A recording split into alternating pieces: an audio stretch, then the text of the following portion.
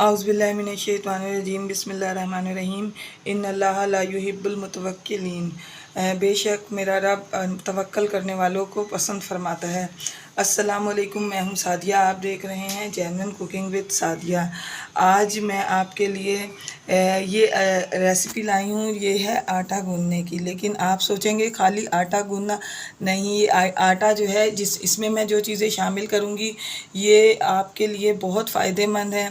Sugar patients के लिए, high blood pressure के लिए, कोलेस्ट्रॉल के लिए, यूरिक एसिड्स के लिए और ख़ास तौर पे वेट लूज़ के लिए अगर आप इस तरह से आटा गूँध के और चपाती बनाएंगे तो आपको बहुत सारे बेनिफिट्स मिलेंगे।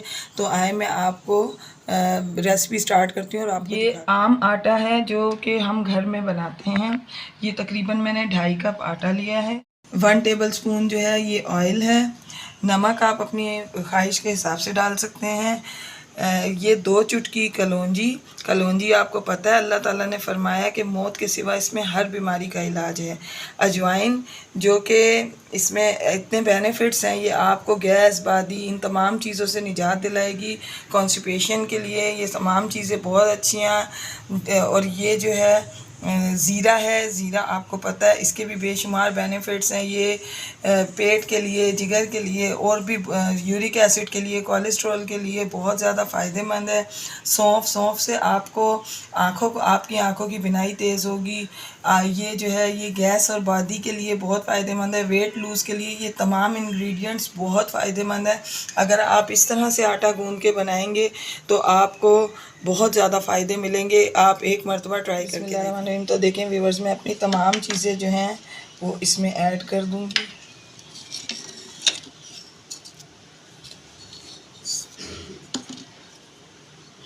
और ये ऑयल भी मैं इसी वक्त इसमें डालूँगी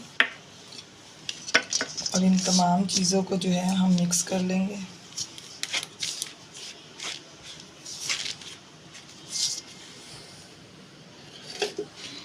ये 1 गिलास पानी मैंने लिया है। इससे हम आहिस्ता आहिस्ता इसको गूँधना शुरू करेंगे। आटा गूँधना तो वैसे सबको आता है, लेकिन मुझे छोटी बच्चियों के मैसेजेस आए हैं कि आटा गूँधना सिखाएं, तो इसी बहाने मैंने कहा चलें कि आप लोग उन बच्चियों के लिए ये फ़ायदा हो जाएगा कि उन्हें भी आटा गूँधना आ जाएगा। देखें, थोड़ा थोड़ा पानी लेके हम इस आटे को अच्छी तरह से चारों तरफ से समेट लेंगे।